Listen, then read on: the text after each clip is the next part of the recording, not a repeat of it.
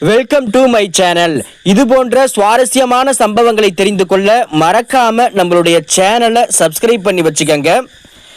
என் பெயர் ராணி. நான் மிகவும் அழகாக இருந்தேன். எனக்கு 25 வயதாக இருந்தபோது எனக்கு அரசு ஆசிரியர் வேலை கிடைத்தது. நான் மிகவும் மகிழ்ச்சி அடைந்தேன். ஏனென்றால் அரசு தேர்வில் தேர்ச்சி பெறுவது அவ்வளவு சுலபம் இல்லை. எனக்கு ஒரு சிறிய நகரத்திற்கு பணிமாறுதல் கிடைத்தது. என் பெற்றோர்களையும் நான் அங்கே அழைத்து சென்றேன். எனக்கு வேலையில் மிகுந்த ஆர்வம் இருந்தது. குழந்தைகளுடன் பழகுவதற்கு நான் தினமும் புதிய முயற்சிகளை செய்து கொண்டிருந்தேன். இப்படியே வருடங்கள் கடந்து கொண்டிருந்தன. என் பெற்றோர்களுக்கு என் திருமணம் பற்றிய கவலை ஆரம்பமானது. அப்போது நான் வசிக்கும் நகரத்திலிருந்தே ஒரு வீட்டில் இருந்து ஒரு பையனின் சம்பந்தம் வந்தது. அந்த பையன் இராணுவத்தில் வேலை செய்து கொண்டிருந்தான். அவன் வருடத்திற்கு 3 மாதங்கள் மட்டுமே வீட்டில் இருப்பான். மற்ற நேரங்களில் எல்லாம் இராணுவ பணியில் இருப்பான். எனக்கு இந்த சம்பந்தம் மிகவும் பிடித்திருந்தது. எனவே நான் திருமணத்திற்கு சம்மதம் தெரிவித்தேன். அப்போது எனக்கு வயது வெறும் 26. என் கணவர் வீட்டில் என் கணவர், அவருடைய அப்பா, அம்மா, ஒரு தம்பி இருந்தார்கள். என் மைத்துனன் என் மாமனாருடன் சேர்ந்து விவசாய வேலைகளை பார்த்து கொண்டிருந்தான். என் கணவர் இராணுவத்தில் வேலை செய்து சம்பாதித்த பணத்தை வீட்டு செலவுக்கு அனுப்பி கொண்டிருந்தார். திருமணமான பிறகு அவர் என்னுடன் 15 நாட்கள் மட்டுமே இருந்தார். பிறகு அவர் பணிக்கு சேர வேண்டியிருந்தது. அதனால் மீண்டும் இராணுவத்திற்கு திரும்பி சென்று விட்டார். நான் காலையில் இருந்து மாலை வரை எப்படியோ நேரத்தை கடத்தி விடுவேன். ஆனால் இரவு நேரத்தில் என் கணவரின் நினைவு என்னை மிகவும் வாட்டியது. நாங்கள் மொபைலில் மட்டுமே பேசிக்கொண்டிருந்தோம். என் மைத்துனன் அவ்வப்போது என்னுடன் நேரம் செலவிட்டான். அவன் என் அறைக்கு வந்து பேசுவான். ஏனெனில் அவனும் என் வயதுடையவன்தான். நாட்கள் செல்ல செல்ல என் மைத்துனன் எனக்கு பிடிக்க தொடங்கினான். ஏனென்றால் அவன் என்னுடன் அதிக நேரம் செலவிட்டான். என் மைத்துனன் என்னை மிகவும் சிரிக்க வைத்தான். என்னுடன் நன்றாக இருந்தான். எங்களுக்கிடையேயான எந்த தவறான உறவும் இருக்கவில்லை. அவன் உனக்கு ஒரு நல்ல நண்பன். ஆனால் என் அத்தைக்கு நானும் என் மைத்துனனும் பேசுவது சற்றும் பிடிக்கவில்லை. ஆனால் நான் அவருடைய பேச்சை கேட்கவில்லை. ஏனென்றால் நான் மிகவும் தனிமையாக இருந்தேன். என்னுடன் நேரம் செலவிட யாராவது தேவைப்பட்டார்கள்.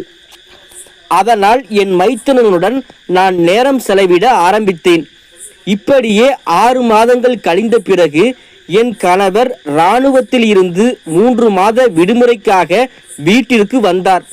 அப்போது என் அத்தை என் கணவரிடம் என்னை பற்றி தவறாக கூறியிருந்தாள். என் கணவர் அவருடைய பேச்சை கேட்டு என் மீது கோபப்பட்டார். நானும் சொன்னேன், நீங்கள் இராணுவத்திற்கு சென்ற பிறகு நான் மிகவும் தனிமையாக இருக்கிறேன். இப்போது நான் சந்தோஷமாக நேரத்தை கழிக்கிறேன். எனக்கும் மைத்துனருக்கும் இடையே எந்த தவறான உறவும் இல்லை. அப்படி ஒன்றும் நினைக்காதீர்கள் என்று சொன்னேன். ஆனால் என் கணவர் என் அத்தையின் பேச்சை கேட்டு என் மைத்துனனுக்கு திருமணம் செய்து வைத்து விட்டார். இப்போது என் மைத்துனர் தன் மனைவியுடன் நேரம் செலவிட ஆரம்பித்தான். நான் மீண்டும் தனிமையாகிவிட்டேன்.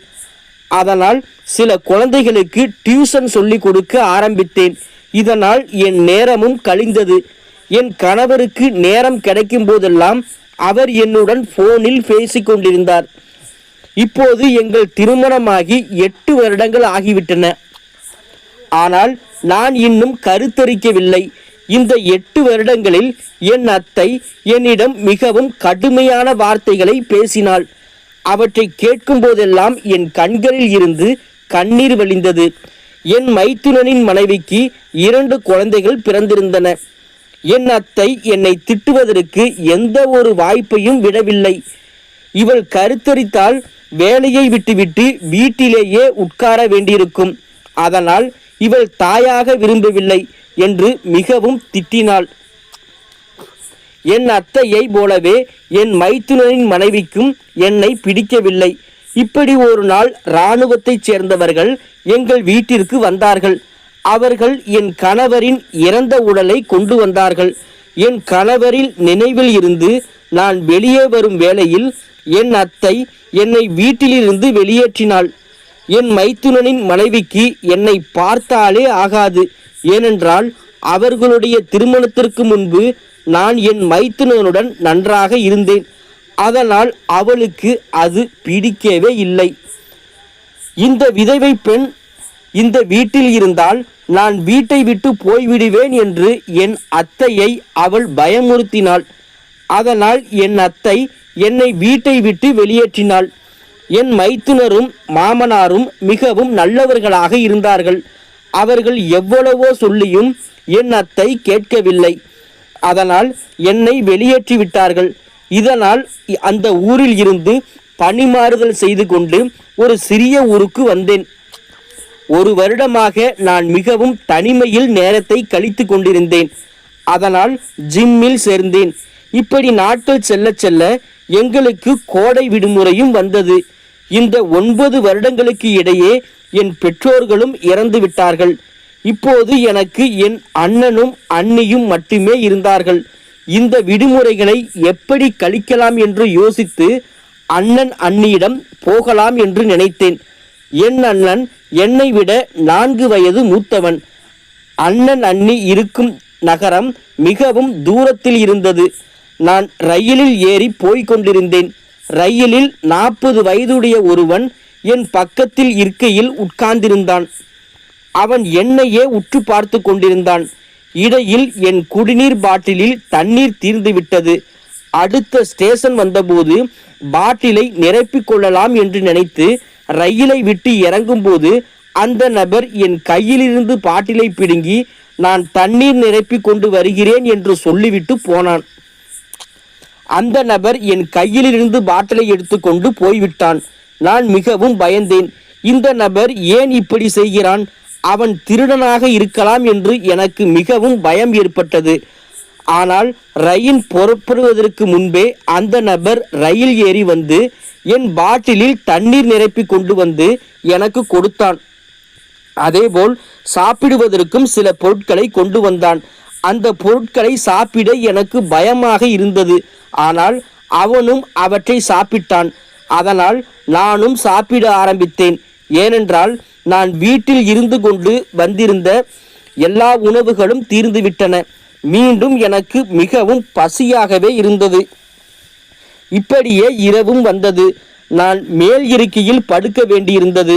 ஆனால் அந்த நபர், மேடம், நீங்கள் கீழ் இருக்கையில் படுத்து கொள்ளுங்கள், நான் மேலே படுத்துக் கொள்கிறேன் என்று சொல்லிவிட்டு போனான். இந்த நபர் எனக்கு மிகவும் உதவி செய்தான். இந்த நேரத்தில் என் கணவர் என்னுடன் இருந்திருந்தால் நான் இவ்வளவு பயப்பட வேண்டியதில்லை. அவருடன் நான் மிகவும் சந்தோஷமாக ரயில் பயணத்தை அனுபவிப்பேன். ஆனால் அது என் தலையெழுத்தில் இல்லை. ரயிலில் இருந்த நபர் என்னுடன் தவறாக எதுவும் பழகவில்லை. இப்படியே இரவு கழிந்தது. மறுநாள் காலையில் நான் அண்ணன் அண்ணி வீட்டிற்கு சென்றேன். அவர்கள் இருவரில் ஒருவர் கூட என்னை பார்த்து சற்று கூட சந்தோஷப்படவில்லை. என் அண்ணியில் பேச்சில் இருந்து எனக்கு தெளிவாக தெரிந்தது. அவள் என்னை பார்த்து சந்தோஷப்படவில்லை. ஏனென்றால் நான் ஒரு விதவை பெண் மற்றும் மலடியும் கூட. அவருடைய குழந்தைகளுடன் விளையாடவும் என்னை விடவில்லை. ஒரு நாள் என் அண்ணி சொன்னால், நீ வந்ததிலிருந்து என் குழந்தைகள் படிக்கவே மாட்டார்கள். இப்போது மாமியார் மாமனாரும் இல்லை. நீ இங்கிருந்து கிளம்பி போ, இனிமேல் இங்கே வராதே என்று சொன்னாள். நான் ஒரு அரசு வேலை செய்பவள். அவர்களுடைய ஒரு பைசாவை கூட நான் விரும்பவில்லை. ஆனால் ஏன் இப்படி சொன்னாள் என்று எனக்கு புரியவில்லை. நான் கோடை விடுமுறைகளை முழுவதுமாக இங்கேயே கழிக்கலாம் என்று நினைத்து வந்தேன். ஆனால் பாதியில் என் எல்லா பைகளையும் மூட்டை கட்டி கொண்டு நான் ஆசிரியராக வேலை செய்து கொண்டிருந்த கிராமத்திற்கே திரும்பி வந்தேன். நானும் மிகவும் அழுதேன். நான் வீட்டிற்கு திரும்பி வந்தபோது எனக்கு மிகவும் பதட்டமாக இருந்தது.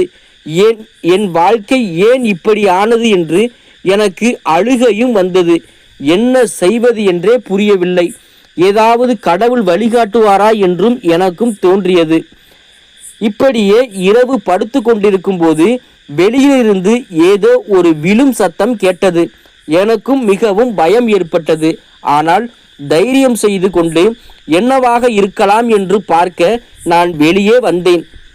நான் வெளியே வந்து பார்த்தபோது அங்கே 2 ஆண்கள் முகத்தை துணியால் கட்டிக்கொண்டு நின்றிருந்தார்கள். நான் அவர்களை பார்த்து கத்த வேண்டும் என்று நினைக்கும் போதே அவர்கள் இருவரும் வந்து என்னை பிடித்து கொண்டார்கள். என் வாயின் மேல் கை வைத்தார்கள். என் இதய துடிப்பு மிகவும் வேகமாக அடித்து கொண்டிருந்தது. இந்த விதவை பெண்ணை 2 ஆண்கள் சூழ்ந்து கொண்டிருந்தார்கள். ஆனால் அவர்கள் இருவரும் என்னை எதுவும் செய்யவில்லை, சும்மா நின்று கொண்டிருந்தார்கள். அப்போது நானும் சமாதானம் ஆனேன். சிறிது நேரத்திற்கு பிறகு அவர்கள் இருவரும் தாங்கள் முகத்தில் கட்டியிருந்த துணியை எடுத்தார்கள். துணியை எடுத்த பிறகு அவர்களை பார்த்து நான் மிகவும் அதிர்ச்சியடைந்தேன். என் தலையில் மேல் ஆகாயம் விழுந்தது போல இருந்தது. என் கால் கீழிருந்த நிலமே விலகியது போல இருந்தது. ஏனென்றால் அவர்கள் இருவரும் வேறு யாருமல்ல, ஒருவன் ஜிம்மில் ட்ரைனிங் செய்யும் நபர், மற்றொருவன் ரயிலில் எனக்கு உதவி செய்த நபர். அவர்கள் இருவரும் முதலிலிருந்தே ஏதோ திட்டம் தீட்டிக் கொண்டிருந்தார்களா? அவர்கள் இருவரும் என்னிடம் என்ன விரும்பினார்கள் என்று எனக்கு தெரியவில்லை. நான் அவர்களிடம் ஏதாவது கேட்கும் வேளையில் அவர்கள், நாங்கள் உங்கள் கணவர் பிரசாந்தின் நண்பர்கள் என்று சொன்னார்கள். நாங்கள் அனைவரும் இராணுவத்தில் ஒன்றாக வேலை செய்து கொண்டிருந்தோம். இப்போது நாங்கள் ஒரு வேலையாக இங்கு வந்திருக்கிறோம். நீங்கள் பயப்பட வேண்டாம் என்று சொல்லி எனக்கு டீ போட்டு கொடுங்கள் என்று கேட்டார்கள். அவர்கள் வாயில் இருந்து என் கணவரின் பெயரை கேட்டு நானும் சமாதானம் ஆனேன். நான் டீ போடுவதற்காக சமையலறைக்கு சென்றபோது அப்போது இரவு 2 மணி ஆகிவிட்டது. அவர்கள் இருவரும் பொய் சொல்கிறார்களா அல்லது உண்மையை தான் சொல்கிறார்களா என்று எனக்கும் புரியவில்லை. இப்படியே இரவு 2 மணிக்கு இவர்கள் ஏன் என் வீட்டிற்கு வந்தார்கள் என்று எனக்கு மிகவும் பயமும் ஏற்பட்டது. சமையலறைக்குள் சென்று கேஸ் மீது டீ போடுவதற்கான பாத்திரத்தை வைத்துவிட்டு குளியலறைக்கு சென்றபோது டென்ஷனால் குழாயின் டாப்பை ஆன் செய்தேன். இதனால் என் உடம்பெல்லாம் தண்ணீர் ஆனது. பிறகு நான் மீண்டும் வெளியே வந்து டீயை வடிகட்டி அவர்கள் இருவருக்கும் கொடுப்பதற்காக அறைக்கு சென்றேன். நான் அவர்களுக்கு டீ கொடுத்துவிட்டு உடை மாற்ற வேண்டுமானால் எப்படி மாற்றுவது? ஏனென்றால் அவர்கள் இருவரும் என் படுக்கை அறையில் உட்கார்ந்திருந்து இருந்தார்கள். நான் வேறு அறைக்கு சென்று உடையை மாற்றிக்கொண்டேன். அதன் பிறகு அவர்கள், உங்கள் கணவர் பிரசாந்த் உங்களை நன்றாக பார்த்துக்க சொல்லி எங்களிடம் கூறியிருந்தார்கள் என்று சொன்னார்கள். பிரசாந்த் உங்களை மிகவும் நேசித்தார் என்றும் எப்போதும் உங்களை பற்றியே பேசிக்கொண்டிருந்தார் என்றும் சொன்னார்கள். அவர்கள் இருவரும் உங்கள் கணவரின் கடைசி ஆசை நாங்கள் இருவரும் உங்களை திருமணம் செய்து கொள்ள வேண்டும் என்று கூறியிருந்தார். அதனால் நீங்கள் எங்கள் இருவருடன் திருமணம் செய்து கொள்ள வேண்டும் என்று சொன்னார்கள். அவர்கள் இருவரின் பேச்சை கேட்டு எனக்கு தலை சுற்றியது. இருவருடன் எப்படி திருமணம் செய்து கொள்வது? இவர்கள் இருவரும் என்ன சொல்கிறார்கள் என்று எனக்கு புரியவில்லை. என் கணவரின் விருப்பம் இப்படி இருந்திருக்குமா என்று நானும் யோசிக்க ஆரம்பித்தேன். இவர்கள் உண்மையாகவே என் கணவரின் நண்பர்களா அல்லது இல்லையா என்று நான் மிகவும் யோசிக்க ஆரம்பித்தேன். ஏனென்றால் என் கணவர் இவர்களை பற்றி என்னிடம் எப்பொழுதும் எதுவுமே சொல்லியதில்லையே. நானும் அவர்கள் இருவரிடமும் கேட்டேன், இருவருடன் எப்படி திருமணம் செய்து கொள்ள முடியும்? அப்போது அவர்கள் இருவரும் இதைத்தான் யோசித்து, நாங்கள் இந்த 1 வருடமாக உங்களிடம் வரவில்லை. ஆனால் உங்கள் கணவரின் விருப்பம் உள்ளுக்குள்ளேயே எங்களை அரித்து கொண்டிருக்கிறது என்று சொன்னார்கள். நீங்கள் எங்கள் இருவருடனும் திருமணம் செய்து கொண்டே ஆக வேண்டும். ஏனென்றால் இது உங்கள் கணவரின் கடைசி விருப்பமாகும். இதனால் அவருடைய ஆத்மாவுக்கு சாந்தி கிடைக்கும் என்று சொல்ல ஆரம்பித்தார்கள். எனக்கு என்ன செய்வது என்றே புரியவில்லை. என் கணவர் இறந்த பிறகு என் அத்தை என்னை வீட்டிலிருந்து வெளியேற்றினாள். அண்ணன் அண்ணியும் என்னை வீட்டில் இருக்க விடவில்லை. இப்போது என்ன செய்வது என்று யோசித்து அவர்கள் இருவருடன் திருமணம் செய்து கொள்ள நானும் சம்மதம் தெரிவித்தேன். அந்த இரவில் அவர்கள் இருவரும் இங்கேயே படுத்து கொள்வதாக சொன்னார்கள். சரி என்றேன். அவர்கள் ஒரு அறையில் தூங்க சொல்லிவிட்டு நான் எனது அறையில் தூங்கினேன். அதன் பிறகு எனக்கு என்ன ஆனது என்றே தெரியவில்லை. அவர்கள் நான் குடிக்கும் தண்ணீரில் என்ன கலந்தார்கள் என்று எனக்கும் தெரியவில்லை. எனக்கு கொஞ்சம் கொஞ்சமாக மயக்கம் வந்தது. நான் காலையில் எழுந்து பார்க்கும்போது என் உயிரே போனது. இரவு அவர்கள் இருவரும் என்னுடன் என்ன செய்தார்கள் என்று எனக்கு புரியவில்லை. நானும் சத்தமாக கத்திக் கொண்டிருந்தேன். இப்படி ஒரு இரவு கழிந்து காலையில் எழுந்து பார்த்தபோது அவர்கள் இருவரும் என் அறையில் இல்லை. நான் என்னை திட்டிக் கொண்டேன். என் கண் அதன் பிறகு பீரோவின் மேல் பட்டது. அது திறந்திருந்தது. அதில் இருந்த எல்லா தங்க நகைகளும் இல்லை. அந்த நகைகளை என் கணவர் எனக்கு மிகவும் அன்புடன் செய்து கொண்டிருந்தார். என்னை வீட்டிலிருந்து வெளியேற்றிய போது எண்ணத்தை அவற்றை என்னிடமிருந்து பறிக்க முயற்சி செய்தாள். ஆனால் நான் அவளுக்கு கொடுக்கவில்லை. இதையெல்லாம் யோசித்து என் கண்களிலிருந்து கண்ணீர் வழிய ஆரம்பித்தது. இப்போது நான் போலீஸ் ஸ்டேஷனுக்கு போக முடியாது. அங்கே போனால் நான் என்ன சென்று ரிப்போர்ட் கொடுக்க முடியும் என்று நான் மிகவும் பதட்டமாக இருந்தேன். நான் ஒன்றும் செய்யவில்லை. என் வாழ்க்கை நரகமாக இருந்தது. இப்படி ஒரு மாதம் கழிந்த பிறகு நான் கர்ப்பமாக இருப்பதாக தெரிந்தது. அப்போதுதான் புரிந்தது நான் வாழ்க்கையில் எவ்வளவு பெரிய ஏமாற்றத்தை அனுபவித்து இருக்கிறேன் என்று. ஆனால் என் வாழ்க்கையில் இந்த குழந்தை மூலம் எனக்கு ஒரு புதிய வெளிச்சம் பிறந்தது என்று தோன்றியது. என் வாழ்க்கை சாதகமானது என்று நான் சந்தோஷப்பட்டேன். யோசிக்காமல் இந்த குழந்தையை பெற்றெடுத்தேன். எனக்கு ஒரு ஆண் குழந்தை பிறந்தது. இப்போது அவன்தான் என் உலகம். என் மகனுடன் நானும் மிகவும் சந்தோஷமாக இருக்கிறேன். நண்பர்களே, இது போன்ற பெண்கள் மிகவும் எச்சரிக்கையுடன் இருங்கள். யாரை நம்புவது என்று தெரியாமல் இந்த உலகத்தில் வாழ்ந்து கொண்டிருக்கின்றோம். இந்த வீடியோ பிடிச்சிருச்சு அப்படின்னா மறக்காம உங்களுடைய கருத்துக்களை கீழே இருக்கிற கமெண்ட் செக்ஷன்ல கண்டிப்பாக சொல்லுங்க. தேங்க்ஸ் ஃபார் வாட்சிங்.